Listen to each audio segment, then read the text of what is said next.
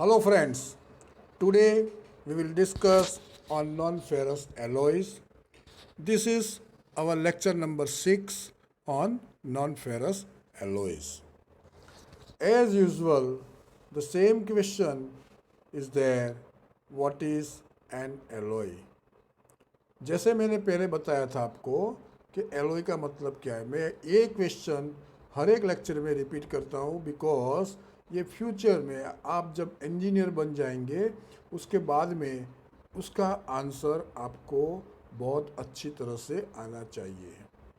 A metal made by combining two और more metallic elements, मतलब कोई नया मेटल आपने बनाया, उसमें आपने एक जो ओरिजिनल मेटल है उसके अंदर दूसरा या दो से ज़्यादा कुछ मेटल ऐड किया और जो भी मेटल बनता है that is known as the alloy. बहुत इम्पोर्टेंट है टॉपिक यहाँ पे कि metallic elements, non metallic elements आप ऐड करेंगे तो जो भी बनेगा उसको एलॉय बोल नहीं सकते। मतलब कोई भी मेटल के अंदर आपने दूसरा या दो से ज़्यादा कुछ मेटालिक एलिमेंट मिक्स किया है और जो नया मेटल मिलता है उसको आप एलॉय बोल सकते हैं। नॉन मेटालिक एलिमेंट ऐड करने के बाद जो मिलेगा वो आप एलॉय नहीं बोल सकते हैं।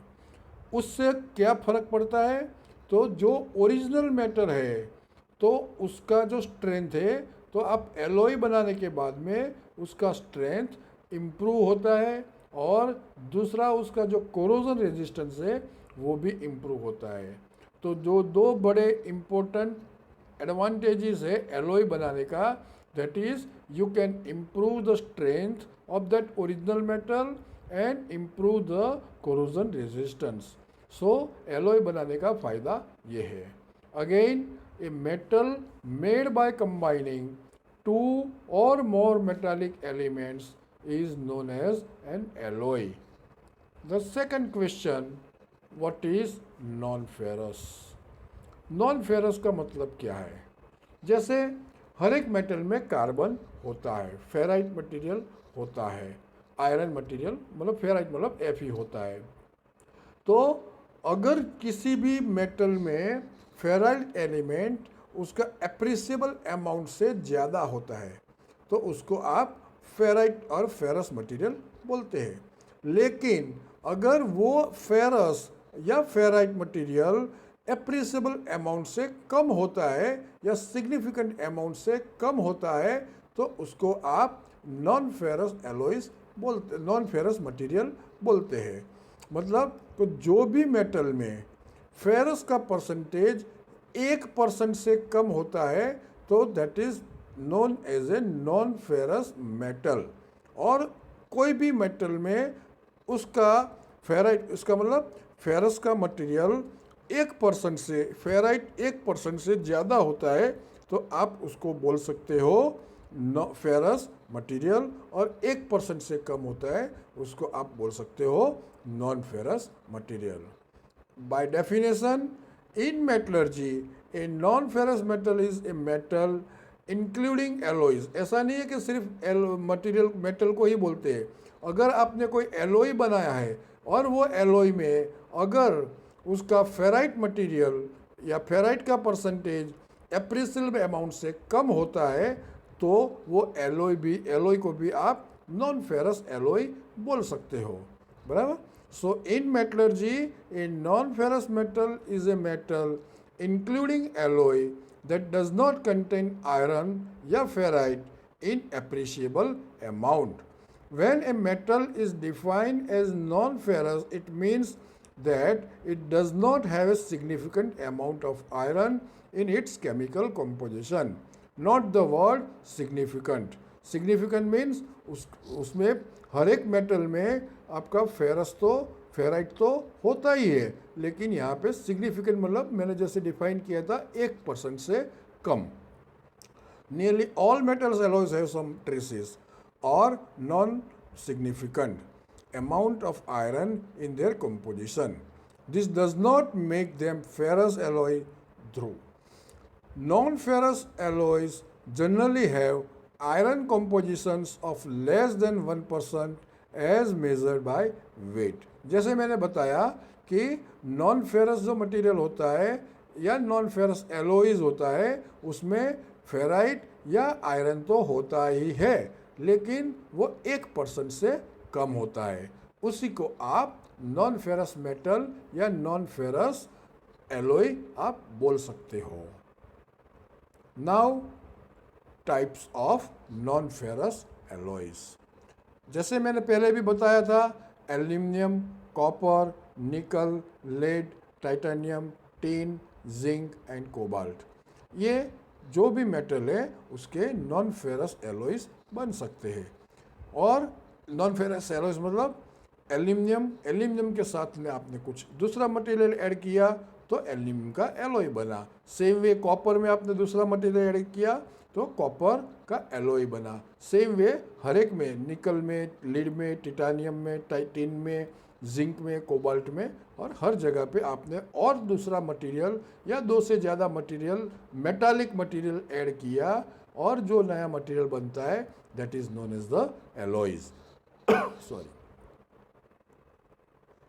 Now limitation of ferrous and its alloys, जैसे कि नॉन फेरस एलॉयज बनाने की ज़रूरत क्यों पड़ी, तो बेसिकली एक सिद्धांत आपके दिमाग में होना चाहिए कि किसी का डिसएडवांटेज होता है तभी से कुछ न कुछ वहाँ से इनोवेशन स्टार्ट होता है, कहीं से कोई लिमिटेशन होता है वहाँ से कुछ नया आप मॉडिफिकेशन कर सकते हो हर एक चीज़ में। जैसे आप बाइसिकल है, स्कूटर है, कार है, और कोई भी कंपोनेंट है या कोई भी वर्क पीस है, अगर इसका कुछ लिमिटेशन है तो आप उसमें कुछ नया ऐड करके, मॉडिफाई करके आप उसको नया बना सकते हो। सेम वे यहाँ पे कुछ फेरस मटेरियल्स के कुछ लिमिटेशंस थे, वो लिमिटेशंस के कारण नॉन फेरस एलॉयज बनाने की ज़रूरत पड़ी। तो फेरस के लिमिटेशन कौन से? तो उसका डेंसिटी हाई है। डेंसिटी हाई है उसका मतलब क्या हुआ कि बाय वेट या उसका मास ज़्यादा है, सो दैट उसका वेट ज़्यादा है। तो फेरस या उसके एलॉय से अगर आप कुछ कंपोनेंट बनाते हैं तो उसका वेट ज़्यादा होगा। तो वेट कम करने के लिए हमने नॉन फेरस के एलॉयज बनाए। दूसरा उसका लिमिटेशन या डिसएडवांटेजेस क्या था? तो कंपैरेटिवली लो इलेक्ट्रिकल कंडक्टिविटी। जो फेरस एलॉयज या फेरस मटेरियल है उसका electrical conductivity compare to non ferrous alloys से कम है। So to improve the electrical conductivity of the material या of the work piece we have design we have develop a non ferrous alloys. And तीसरा और सबसे important that is to corrosion in certain environment, मतलब जो भी ferrous या उसके alloys होते हैं उसका कोरोजन कंपैरेटिवली नॉन फेरस से फास्ट होता है। दैट मीन्स उसका life span compare to non ferrous alloys कम होता है। सो ये तीन जो बड़े डिसएडवांटेज है उसके कारण हमको नॉन फेरस एलॉयज बनाने की ज़रूरत पड़ी। कौन से? हाई डेंसिटी, मतलब ये फेरस मटेरियल से आप कुछ भी वर्क पीस बनाएंगे तो उसका वेट ज़्यादा होता है। दूसरा electrical conductivity compare to non ferrous alloys उसका कम है। और third one, the important one is the corrosion resistance, उसका कम है। नॉन फेरस एलॉयज का कोरोजन रेजिस्टेंस ज़्यादा है। सो दैट कोरोजन रेजिस्टेंस ज़्यादा होने से क्या होता है? उसका लाइफ साइकिल थोड़ा इम्प्रूव होता है। ये तीनों जो कारण है उसके कारण नॉन फेरस एलॉयज बनाने की ज़रूरत पड़ी। Next one is the classification of metal alloy. तो मेटल एलॉय के दो बेसिक क्लासिफिकेशन है, एक तो फेरस बेस मेटल एलॉय और non ferrous base. Ferrous base में उसमें बेस मेटल कौन सा होता है? आयरन होता है। नॉन फेरस में कोई भी हो सकता है, non ferrous material. Non ferrous का दूसरे दो पार्ट है steel and cast iron. Non ferrous के light alloys and heavy alloys. So basically हम ये चैप्टर में जो भी नॉन फेरस के लाइट एलॉयज है उसके ऊपर डिस्कशन करेंगे। तो आज हम जो डिस्कस करने वाले हो वो टीन है। टीन के जो उसका है वो हम प्रॉपर्टीज़ और उसका एप्लीकेशन वो हम देखेंगे, और दूसरा बेरिंग मटेरियल के ऊपर हम डिस्कस करेंगे। So today light non ferrous alloy that is tin. तो पहले तो टिन का प्रॉपर्टीज़ क्या है वो हम जानेंगे। तो टिन का प्रॉपर्टीज़, इसका एटॉमिक नंबर इज 50 है। Bye symbol it is denoted by SN। Symbol उसका जैसे कभी भी गलती आपकी हो सकती है, TI का सिंबल आप टिन का सिंबल आप TI बता सकते हैं। सो उसमें थोड़ा चेंजेस है। उसका सिंबल है SN, उसका एटॉमिक नंबर है 50, उसका डेंसिटी है 7.3 grams per centimetre cube at 20 degree centigrade.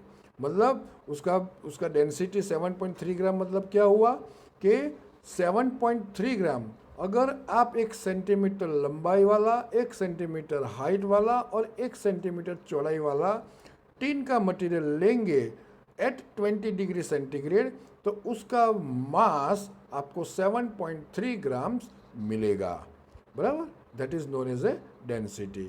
उसका मेल्टिंग पॉइंट है 232 degree centigrade.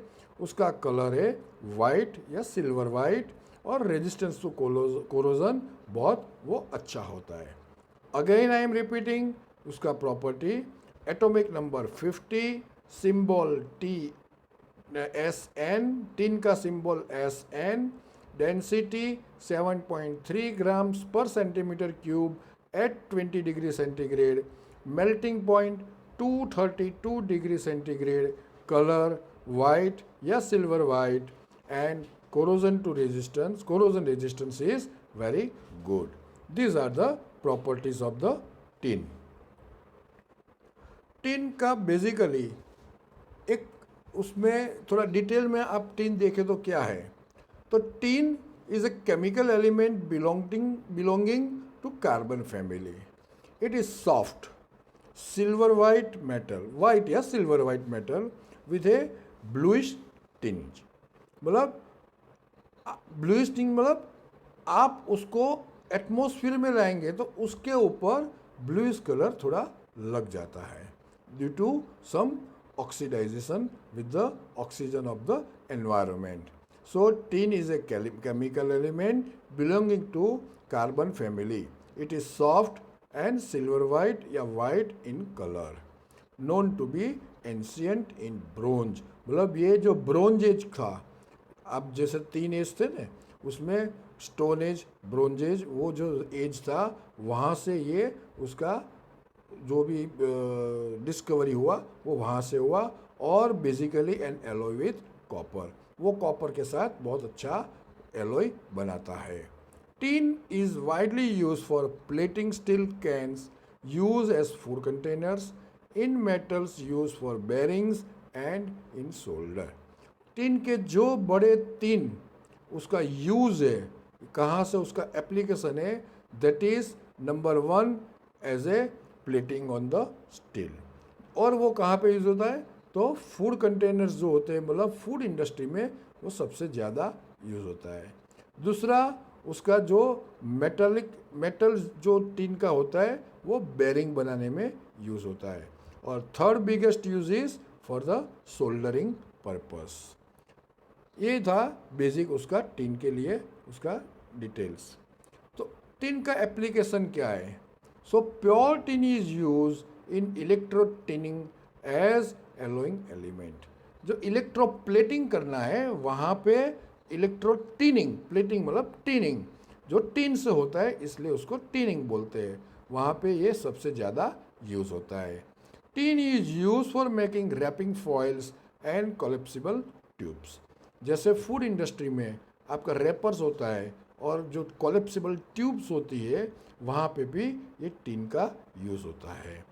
Tin is use with other metal as a solder alloy. अब सोल्डरिंग का काम करना है, कोई सर्किट बनाते हैं, वहाँ पे सोल्डरिंग का काम की ज़रूरत पड़ती है, वहाँ पे टिन यूज़ होता है।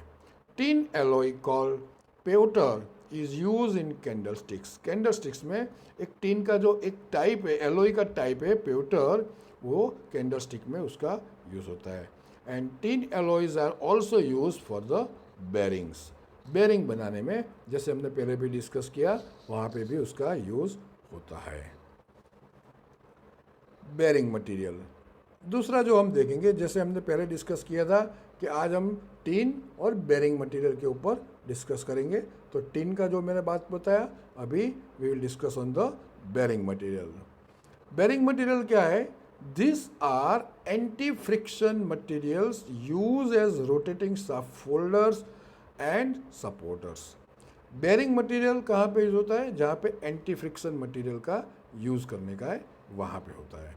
These are required in construction of machinery, engines and or any rotating and reciprocating parts।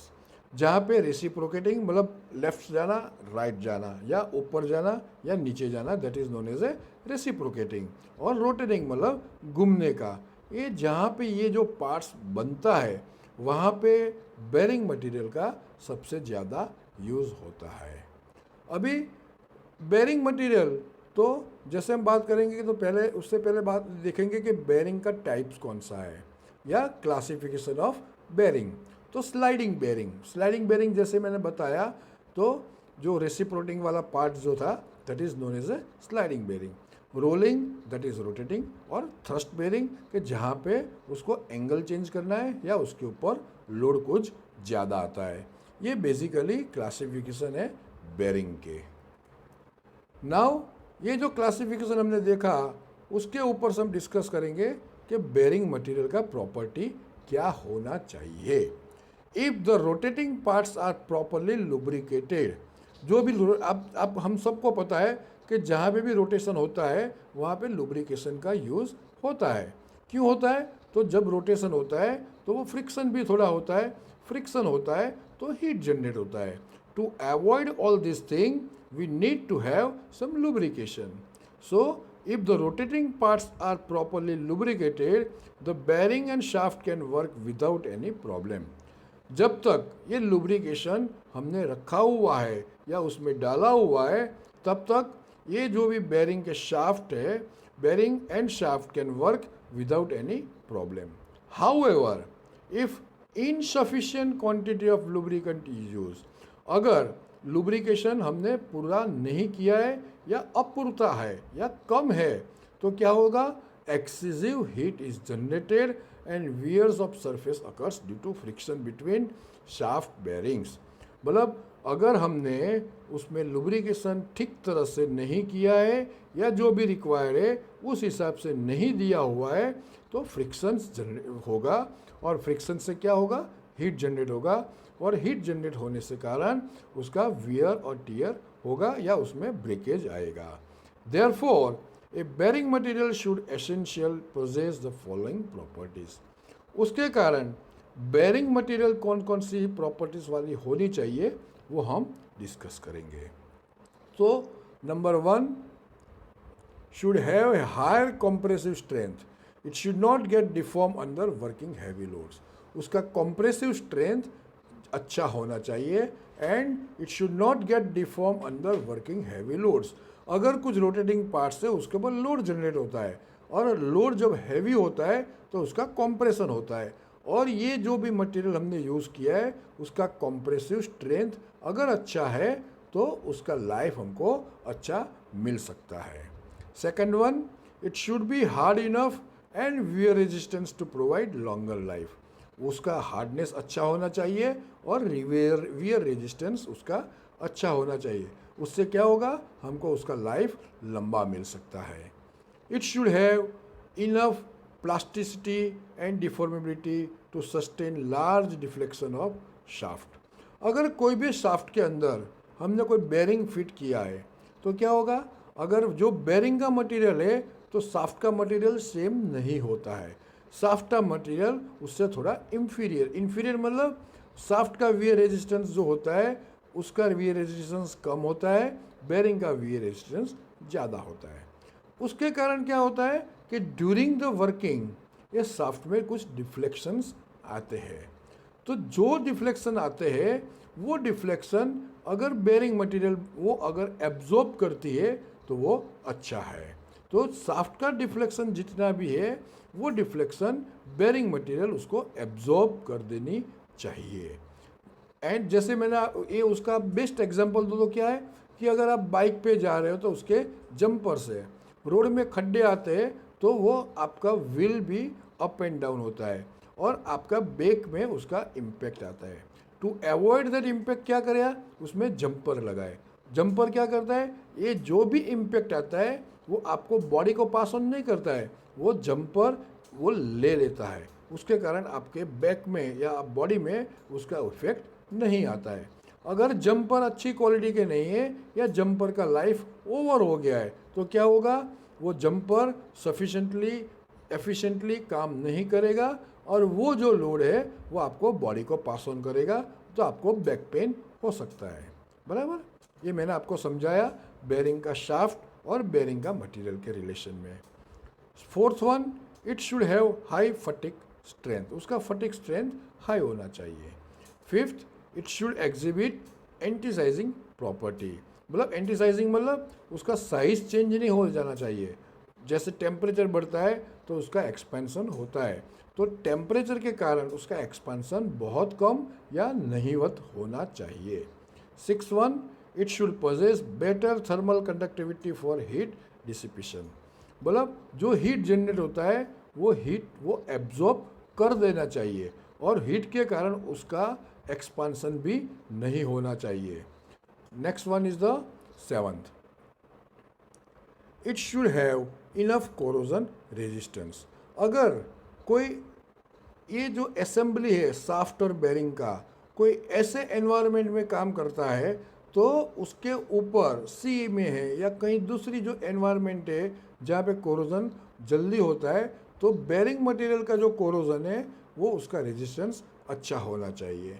It should be able to retain oil and surface.